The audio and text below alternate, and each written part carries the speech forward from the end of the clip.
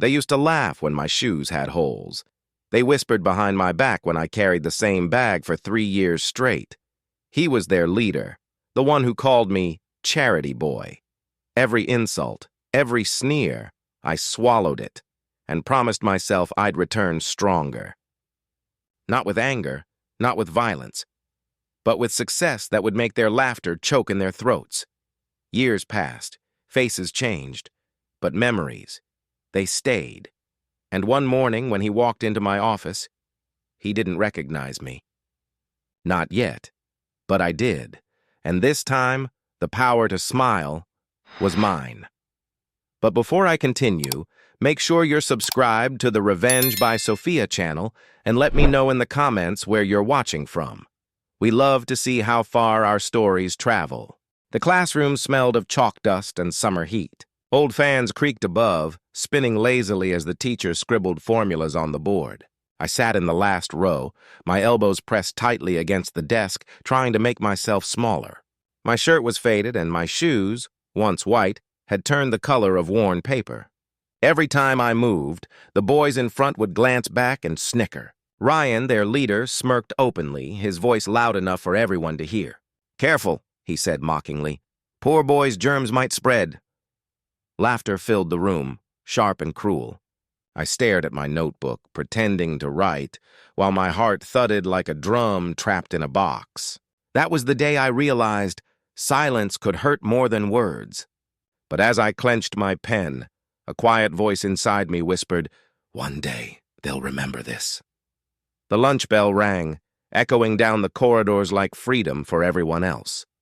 But for me, it was a reminder of hunger. I walked to the back of the school courtyard, sitting behind a broken bench where no one came. My lunchbox was empty again.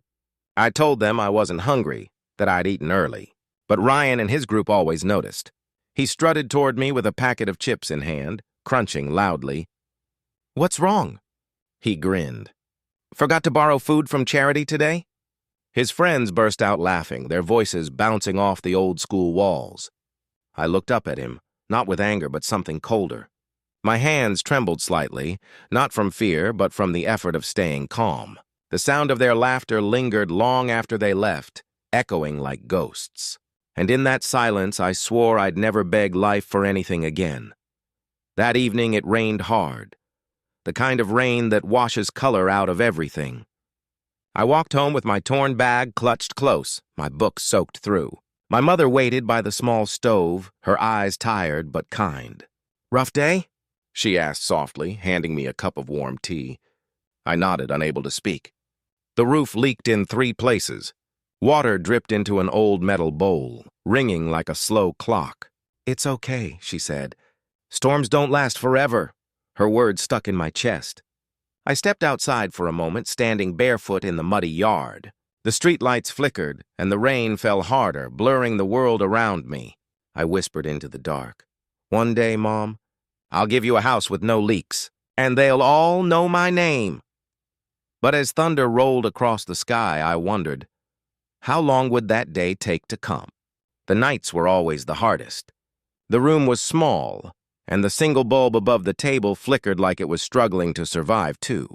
My mother stitched clothes under its weak light, the sound of the sewing machine like a tired heartbeat. I sat beside her, doing homework on a second-hand notebook whose pages smelled of old ink. Outside, street dogs barked and rain tapped softly on the tin roof. I could hear the laughter of neighbors watching TV, living lives we couldn't afford. Sometimes my stomach growled so loudly that she'd pretend not to hear it, quietly sliding her share of bread onto my plate. "You're still growing," she'd say with a smile that hid her pain. I wanted to believe her, but every night felt longer than the last. And somewhere between hunger and hope I began to understand. Pain could be fuel if you refused to let it break you. Morning came with gray skies and the smell of damp clothes. Before school, I helped an old shopkeeper stack boxes outside his store. He paid me a few coins, just enough for notebooks. My classmates drove to school in shiny cars. I walked with dust clinging to my shoes. But there was one thing I carried that they didn't: a promise. My mother's health was fading. Her coughs grew harsher, and every time she tried to hide them, my chest tightened. I started skipping lunch again, saving coins to buy her medicine. The world didn't see me as strong, just invisible. But in the quiet moments when I watched her sleeping under a flickering light, I told myself, this is temporary. This pain has an end. Still, a small voice in my head asked, what if it doesn't? One afternoon, a notice appeared on the school board. Scholarship applications open. I remember standing there, my heartbeat echoing louder than the students chattering behind me. Ryan walked past, smirking. Don't bother applying. They don't give those to beggars. His words stung, but I didn't answer. Instead, I took the form and folded it carefully like something sacred. That night, I filled it out on our kitchen table. My handwriting shook, not from fear, but from the weight of dreams too big for the paper they were written on. My mother kissed my forehead and said softly, maybe this is where it all changes. I smiled, though deep inside I feared disappointment more than failure. The rain began again, tapping on the window, steady, patient, relentless. I stared out into the dark and whispered, if there's a way out, please, let this be it. The morning was strangely quiet. Even the usual chaos of the streets felt muted. I walked to school with my hands trembling in my pockets, afraid of what I might learn that day. A crowd had gathered around the notice board again, their voices mixing excitement and envy. My breath caught when I saw my name, printed clearly among the scholarship winners. For a moment, everything around me blurred, the noise, the faces, the world. Ryan stood nearby, smirking, but his expression shifted when he noticed my name, too. That must be a mistake, he muttered under his breath. I didn't answer. For once, I didn't have to. I just walked away, the paper still fluttering in the wind behind me. But as I turned the corner, a thought echoed in my mind. What if this small victory is just the beginning of something much bigger? University life was nothing like home. The campus smelled of fresh paint and ambition. Everywhere I looked, there were people who spoke in fluent English, carried expensive laptops, and wore confidence like perfume. I felt like an outsider, a ghost wandering through someone else's dream. The first few weeks were hard. I ate alone, listened more than I spoke, and learned how easily people judged by appearances. But one professor, Mr. Daniel, had noticed. He stayed after class one evening, saying, "You have something most of them don't. Hunger." His words stuck with me like a spark refusing to die. I began spending nights in the library, surrounded by silence and fluorescent light. Each page I read felt like a step away from the boy I used to be. But sometimes late at night, I'd hear laughter echoing in my head, Ryan's voice, reminding me I still had something to prove. Months passed. Grades improved. My confidence grew, though my past never left me. One afternoon, Mr. Daniel called me to his office. The room was filled with old books and the smell of coffee. He looked at me and said, "You've done well, but knowledge without purpose is just noise. What do you want to do with it?" His question silenced me. For years, my only goal was survival. I didn't know what came after that. "I want to build something," I finally said. "Something that no one can take away." He smiled faintly, handing me a worn-out business book. "Then start learning how." That night, I opened the book under my dorm light. The first page read, "Every empire begins with one decision." I felt a strange fire rise inside me, but I couldn't shake one thought. Could I really rise high enough? For him to look up to me someday? The office smelled of cheap coffee and printer ink. I was the youngest one there, a fresh graduate with a borrowed shirt and shoes too tight for my feet. My job wasn't glamorous. I filed papers, fetched tea, and stayed late after everyone else had gone home. The fluorescent lights buzzed above me like insects in a jar. No one noticed me except when something went wrong. "Kid, fix the copier," they'd say, never my name. Some nights, I'd leave past midnight, my reflection in the glass doors looking more like a shadow than a man. Still, every time I touched those doors, I whispered to myself, one day they'll open for me. And somewhere deep down, I felt it. The world wasn't rejecting me. It was testing how badly I wanted to belong. Sleep became a luxury. After work, I'd return to my rented room. A single flickering bulb, peeling walls, and a rickety fan that hummed all night. I'd opened my old laptop watching free online lectures about finance, business strategy, and marketing. The sound of traffic outside became my background music. My friends spent weekends celebrating promotions. I spent mine chasing knowledge. Sometimes, fatigue hit so hard that my eyes burned, but every new concept I learned felt like armor being forged in fire. I started seeing patterns in how people succeeded. Not luck, but discipline, consistency, obsession. The city outside slept while I built something invisible inside me. A dream too fragile to share, too sacred to let die. But one night, as thunder rolled in the distance, I looked at my reflection on the dark screen and wondered, what if all this effort still isn't enough? It happened one morning almost by accident. My boss handed me a failed project report and said, "You're good with details. Fix it." I stayed late again, rewriting everything, streamlining the process, and suggesting a new approach. A week later, the client signed back with the company. The project saved. My boss praised my luck, but I knew it wasn't luck. It was understanding. That night, as I walked home through the neon-lit streets, something clicked. I realized I didn't want to work for someone. I wanted to build something of my own. The city lights reflected in puddles like shards of possibility, and I felt the old hunger return, fiercer than ever. But in the reflection of one glass window, I caught my own tired eyes and asked myself, can I really do it alone? The room smelled of instant coffee and overheated plastic from an old laptop. I pushed the narrow desk against the wall, drew a logo on a scrap of paper, and whispered the name of the company I wanted to build. Outside, traffic hummed. Inside, the fan rattled like a metronome counting down my courage. I coded, emailed, planned, alone. Every click of the keyboard felt like a hammer striking iron, shaping a future no one else believed in. My friends called it a phase. My landlord called it noise, but I called it freedom. Still, when dawn slipped through the curtains and I saw my mother's photo on the shelf, one question tightened in my chest. How much more can I risk before I lose everything? Weeks turned into months and the numbers didn't add up. The rent notice on the door glared at me like an accusation. Clients ghosted, bills piled, and my inbox filled with rejection letters polite enough to sting. The laptop froze mid-project. I slammed it shut and pressed my forehead against the desk, breathing in the metallic scent of failure. A friend suggested I give up, get a stable job, he said, but I couldn't. The idea of going back under someone else's thumb made my stomach twist. I walked out into the rain that night, the streets slick and empty, whispering, "Not yet." Lightning cracked above me, cold water running down my face like truth. And then faintly my phone buzzed, an unknown number. The voice on the call was calm, older, curious. "I've seen your proposal," he said. "Rough, but there's heart in it.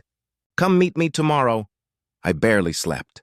The next day, I sat across from him in a small cafe, steam from the coffee fogging my glasses. He listened more than he spoke, then finally said, "I'll fund you, but you'll have to bleed for it." I nodded before thinking. My palms were sweating, my pulse racing. He smiled faintly as if testing my resolve. When I walked out, the sunlight felt different, heavy, real, dangerous. I had a partner now, but also pressure sharp enough to cut skin. And as I turned the corner toward home, a thought flickered like a warning. What if success cost more than I can pay? The office wasn't much, just 3 desks, peeling paint, and a broken air conditioner that hummed like a restless beast. But to me, it felt like an empire in the making. The first few clients came slowly, curious about the new guy with big ideas. I worked 14-hour days, chasing deadlines, designing strategies, answering calls until my throat ached. Every small win felt like a miracle carved from sleepless nights. One morning, I checked my inbox and saw 3 new contracts, all signed. My hands shook as I read them, the letters blurring with tears I didn't expect. The room filled with early sunlight, and for the first time in years, I smiled without pretending. But somewhere deep inside, I knew peace never lasts. Not in stories like mine. Weeks turned into months, and the company began to hum with rhythm. New employees arrived, faces full of ambition, eyes hungry for success. We upgraded offices, signed bigger clients, and for the first time, my name started to mean something in the business world. I was invited to panels, interviews, networking events, shaking hands with people who once wouldn't look at me twice. Yet even among applause and bright lights, there were nights I'd stare out my office window, remembering the boy who ate lunch alone. That memory kept me grounded and haunted. Sometimes I could almost hear their laughter again, faint but clear, especially his. And then, one morning, my assistant entered with a file in hand and said, "Sir, we've got a new applicant for the senior marketing position. Name's Ryan Keller." The name hit me like a spark dropped into gasoline. Ryan, the boy who made me feel smaller than dust. For a few seconds, the air in the room felt heavier, tighter, like it was remembering with me. I took the file, opened it, and stared at his photograph. His eyes had aged, his smile forced. Life hadn't been kind to him. My pulse quickened, not from fear, but from something sharper. Control. "Schedule his interview," I said calmly, handing the file back. My assistant nodded, unaware of the storm that had just been set in motion. When she left, I leaned back in my chair, looking at the city skyline through the glass. The sun was sinking, turning the world gold and red, the color of victory and revenge. And quietly, almost to myself, I whispered, "Welcome back, Ryan." The morning of the interview felt unusually still. Even the air conditioning in the hallway seemed quieter, as if the building itself was holding its breath. I sat behind my desk, the company logo shining faintly on the glass wall behind me. My assistant's voice came through the intercom. "Sir, the next candidate is here. Ryan Keller." For a moment, I said nothing. I just stared at my reflection on the polished desk surface, 1,000 memories flickering like old film reels, the laughter, the taunts, the shame. "Send him in," I finally said. The door opened slowly. Ryan stepped in wearing a borrowed suit, creases betraying the rush of his morning. His hair had thinned, and the arrogance that once filled his face was gone, replaced by exhaustion. He didn't recognize me. "Good morning," he said politely, trying to smile. And I simply nodded, my expression unreadable. Inside, though, my heart whispered, "Now it's my turn to watch." The room was heavy with silence, broken only by the faint ticking of the wall clock. I asked questions about his experience, his goals, his understanding of leadership. His answers were careful, desperate even, his voice betraying nervousness. He spoke about losing his last job, about mistakes he'd learned from. "Why do you think you failed?" I asked, leaning forward. He paused, eyes flickering with something like regret. "Because I stopped respecting people," he said softly. "And I thought success would last forever." His words hung between us like smoke. I wanted to laugh, to tell him how poetic it sounded coming from the same mouth that once called me worthless. Instead, I just said, "Interesting," and flipped through his resume again, pretending to study it. He had no idea who was sitting across from him. Not yet. As the interview neared its end, he finally glanced up, really looked at me. His brows furrowed slightly, confusion flickering across his face. I feel like I know you from somewhere," he said slowly. My pulse quickened, though my tone stayed calm. "Maybe it's a small world." He squinted, studying me, the eyes, the jawline, the voice. Then it happened. His expression froze. His lips parted slightly and his voice trembled. "Wait, you're—" I smiled faintly, not cruelly, just knowingly. "Yes, Ryan, it's me." Silence swallowed the room. Even the ticking clock seemed to stop. His face turned pale like he'd seen a ghost wearing a suit. And I leaned back in my chair, eyes locked on his, and said softly, "Funny how time changes people, doesn't it?" Ryan sat frozen in the chair, his hands trembling slightly on his lap. His lips moved, but no words came out, only the faint sound of his uneven breathing. The confident man I once knew was gone. Before me sat a broken shadow of him. He finally whispered, I thought you were dead. I heard your family didn't make it." His words hit me like a knife twisted in the old wound. Memories rushed back. The screams, the smoke, the night everything was taken from me. My voice came out cold. "They didn't, because of you." Ryan's eyes filled with moisture, guilt flashing across his face like lightning. He tried to speak, to defend himself, but the weight of his own conscience pressed him silent.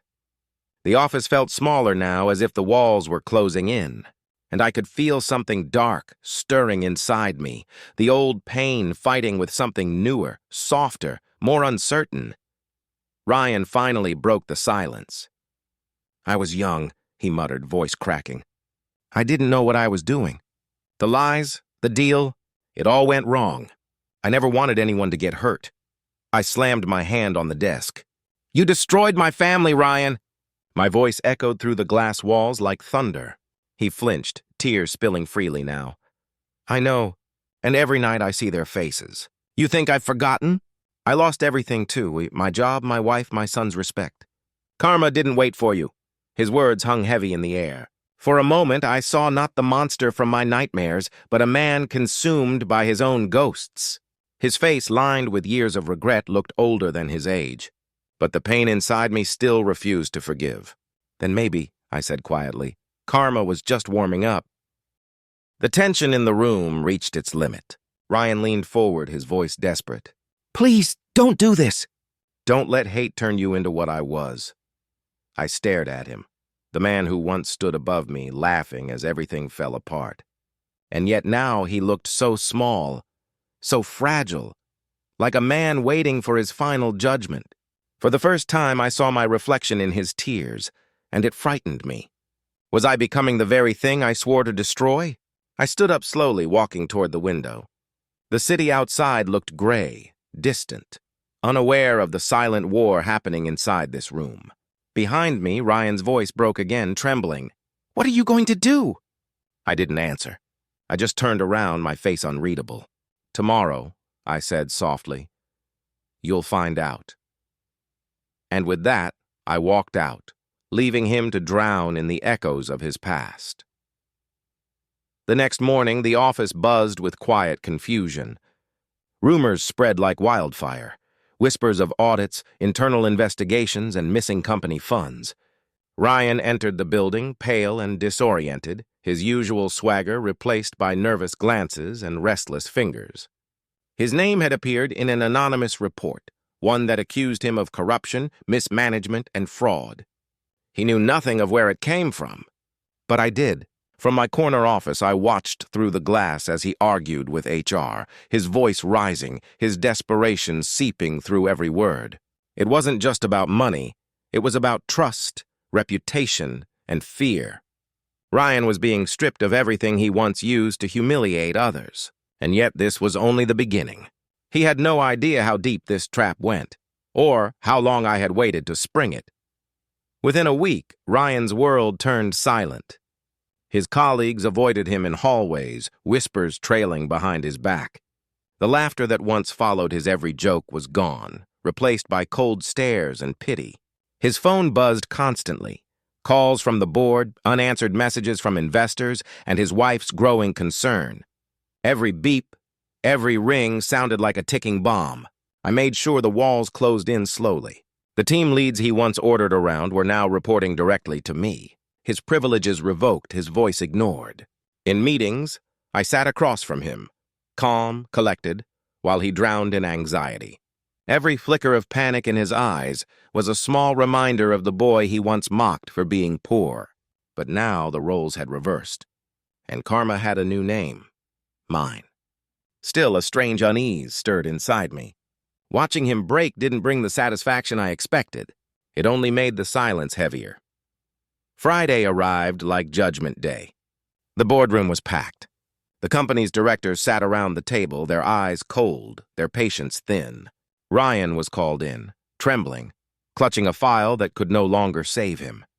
Evidence laid out against him, forged signatures, missing invoices, hidden accounts.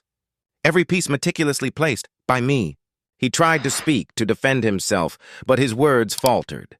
His hands shook as he looked toward me, perhaps realizing finally that this wasn't coincidence. For a long moment, I held his gaze and said nothing. The silence between us screamed louder than words ever could. When the decision was announced, his termination, effective immediately, the room felt frozen in time. Ryan's eyes glistened as he whispered almost to himself, "It's you, isn't it?" I didn't reply. I only smiled faintly and stood up, walking past him as he fell to his knees. The man who once mocked my poverty now begging in the ashes of his own downfall. The office was unusually quiet the following Monday. Ryan's desk, once the loudest corner in the room, now sat empty, stripped of his nameplate, his files, and his laughter. People avoided talking about him as if even his memory carried bad luck. But every now and then, I caught a whisper, a curious glance, eyes shifting toward me, wondering if I had anything to do with it. I didn't deny it. I didn't confirm it either. I simply worked. But that silence, it was deafening. Every tap of my keyboard echoed like a reminder that the man I destroyed was once the boy who had destroyed me. And as much as I wanted to feel victorious, all I felt was tired. Some victories, I realized, don't bring peace. They just stop the noise for a little while. A few days later, I saw him again, by accident. It was raining hard, and I was driving home when I spotted a figure sitting at the bus stop, soaked, hunched forward.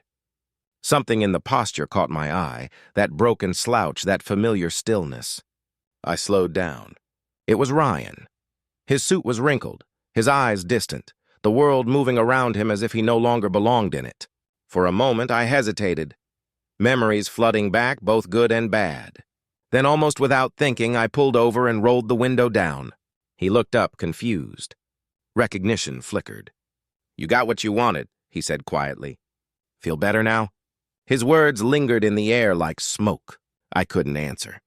I just drove away, leaving him under the rain, watching me disappear the same way I had watched him years ago when my world fell apart. That night I couldn't sleep. The image of him sitting alone haunted me. For years I had dreamed of this moment, of seeing him broken, powerless, ruined. But now that it had come, it didn't taste like triumph. It tasted like guilt and emptiness. Revenge had filled the hole inside me, yes, but only with shadows.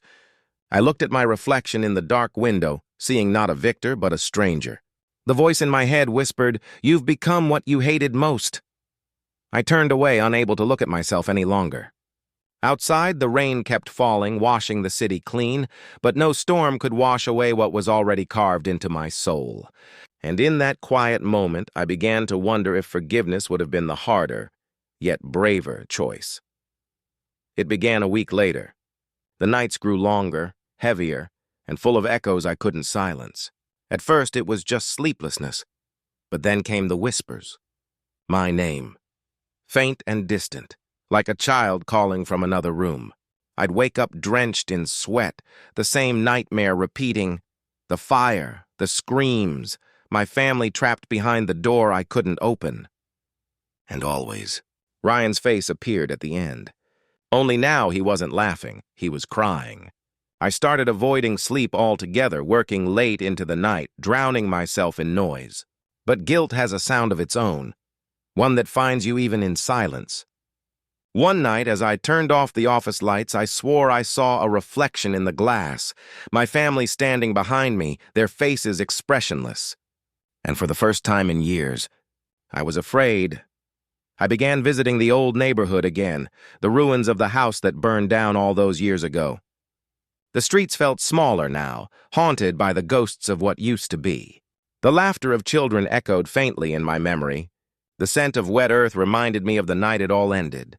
I stood before the charred remains of our home, now just an empty lot overgrown with weeds.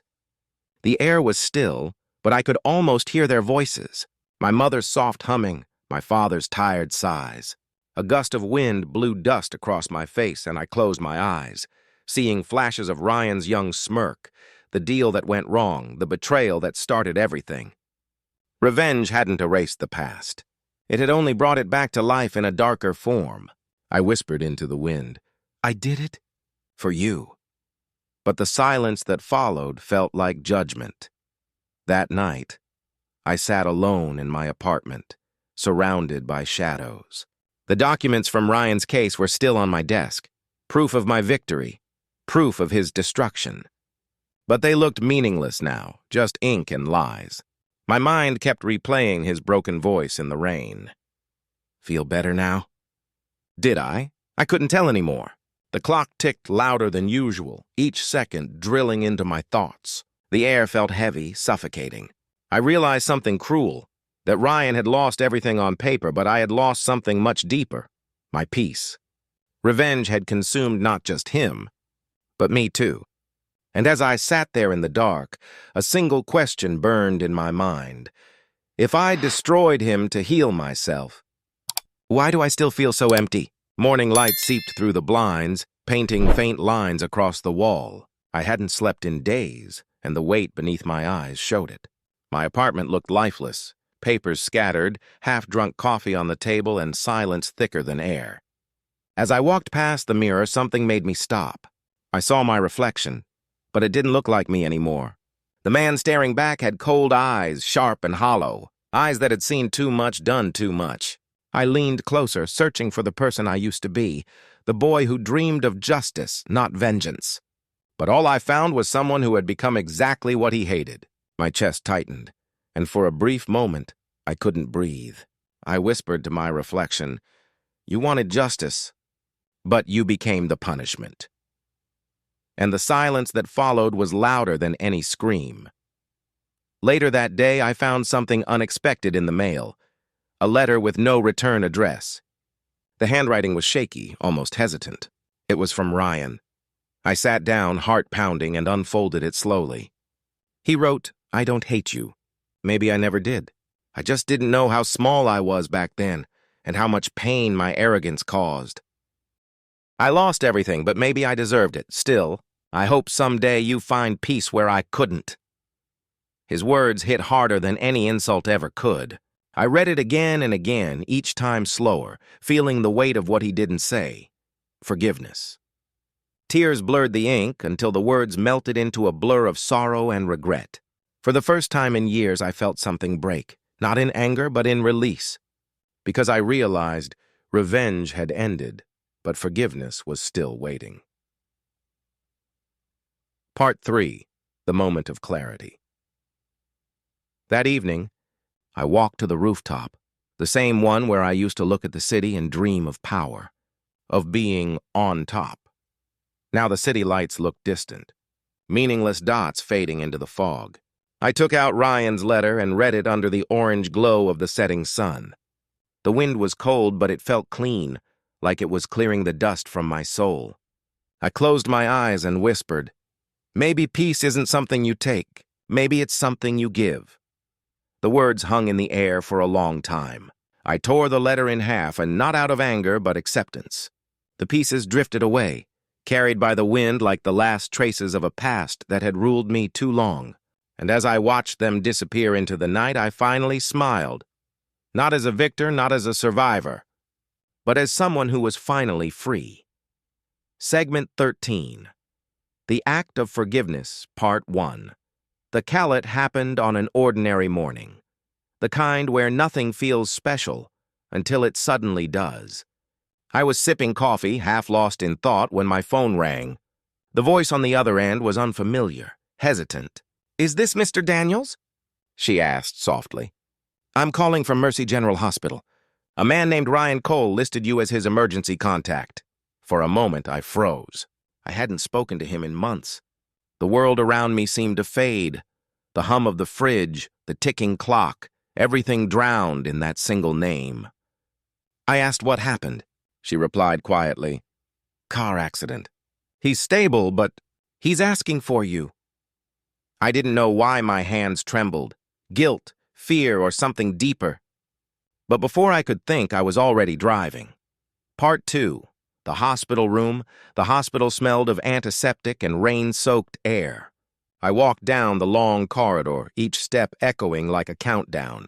When I entered the room, I saw him, pale, bandaged, weak. The once proud man now looked like time itself had crushed him. He looked up surprised but relieved. "You came," he whispered, voice trembling. I nodded, unable to find words. The silence between us spoke more than apologies ever could. He smiled faintly. "Funny, isn't it? I used to laugh at you for having nothing. Now I have nothing left, and somehow you still came." I swallowed hard. "You shouldn't have listed me as your contact." He chuckled weakly. "Maybe I didn't have anyone else to list." The air between us shifted, not with hate, but with something gentler, something fragile. And in that fragile silence, forgiveness finally felt possible. Part 3. The handshake, I stood to leave, but he reached out his trembling hand. For a moment, I hesitated. His eyes searched mine, not for pity but peace. "Don't let this destroy you too," he said softly. "You deserve more than revenge." I looked at his hand, the same one that once signed the papers that ruined my family, and slowly took it. It wasn't a handshake between enemies, but between two broken souls who had finally understood each other. "Rest, Ryan," I said quietly. "Maybe we both needed this." He smiled, eyes glassy but calm. Maybe we did. As I walked out of the room, a strange warmth replaced the coldness that had lived in me for years. I didn't know if that was redemption or simply peace, but for the first time, it didn't matter. The war was over. Segment 14. The Final Conversation Part 1. The visit a week after Ryan's accident. I found myself walking toward the old church on Hillcrest Avenue, a place I hadn't been since I was a child. The wooden doors creaked as I entered, and the faint scent of incense and candle wax filled the air. I sat at the very back, the morning sun cutting through the stained glass, painting the pews in colors that felt too pure for someone like me. I didn't pray. I just sat there letting the silence speak for me. For the first time, I didn't feel anger or guilt, just stillness. I thought about Ryan, about my family, about all the years I spent trying to balance the scales of fate. Maybe justice isn't about getting even. Maybe it's about learning to let go. A tear slipped down my cheek before I even noticed it, and it felt like the first real release in years. That night, I wrote a letter. Not to Ryan, but to my parents. I wrote about everything. The pain, the hatred, the revenge, and the strange peace that followed. Each word felt like unburdening a lifetime of silence. "I thought destroying him would honor you," I wrote. "But now I see you never wanted revenge. You wanted me to live." When I finished, I folded the letter and placed it in the small box that held what little remained of them. An old photo, a burnt locket, and now, my final confession. I didn't send it. I didn't need to. Some words are meant to stay unspoken, but they free you the moment you write them. As I sealed the box, I felt like I was finally closing a chapter that had kept me prisoner for half my life. The next morning, I stood on my balcony, watching the sunrise spill gold across the skyline. For years, mornings had been meaningless to me, just the start of another day to plan, to win, to destroy. But that morning felt different. It felt like forgiveness, quiet, slow, and real. I didn't know what the future held, but I finally understood something my father once said. Revenge makes you remember the pain. Forgiveness makes you remember the lesson. And that was it. The final lesson. The world moved on as it always does. But inside, something had healed. I wasn't the poor boy Ryan mocked anymore. I wasn't the vengeful man who destroyed him either. I was just human again. It was a gray morning when I received the call. Ryan had passed away in his sleep. The nurse said it was peaceful, almost serene. I stood by the window, phone still in my hand, unsure what to feel. There was no hatred left, no fire, just quiet acceptance. A few days later, I attended his funeral. There weren't many people, just a few distant relatives and 2 old co-workers. As I stood over his grave, a cold breeze swept across the cemetery, carrying the faint smell of rain. I placed a small white lily on the soil and whispered, "I forgive you." For the first time, those words didn't feel forced. They felt right. As I turned to leave, the clouds parted slightly, and a streak of sunlight broke through, faint, but enough to make me stop and smile. That evening, I drove to the place where it all began, the site of our old home. The land was quiet now, reclaimed by grass and time. I stood there for a long while, watching the wind move through the weeds where laughter once lived. In my hand, I held my parents' old photograph. Edges burned, colors faded, but their smiles still alive. I placed the photo on the ground, anchored it with a small stone, and whispered, "It's over." The air felt lighter, almost warm, as if the past itself had finally exhaled. For years, this ground had felt cursed to me, but now it just felt peaceful. The ghosts had finally been buried, not in the earth, but in my heart. As I walked back to my car, the city lights flickered in the distance, glowing softly like a new beginning. Each step felt lighter than the last. For the first time, I wasn't walking away from something. I was walking towards something. A life beyond pain, beyond revenge, beyond the shadow of Ryan Cole. The night air carried a gentle calm, the kind that only comes after you've faced every storm inside you. I looked up at the stars, quiet witnesses to everything I had become, and whispered to myself, maybe this is what victory really looks like. Peace. Then I got in the car, started the engine, and drove off into the fading horizon. No anger, no hate, just freedom. And somewhere deep inside, I knew this story wasn't about revenge anymore. It was about release. He once laughed at my torn shoes. Now he stands on polished floors that I own. But this isn't about pride anymore. It's about peace. Life didn't ask me to destroy him. It asked me to rise above him, and I did. Not every wound needs blood to heal. Sometimes success does the work. He taught me what pain feels like, and I taught him what grace looks like. In the end, the tables didn't just turn, they disappeared. Because real revenge isn't making them fall. It's standing so tall they can't even see where you went.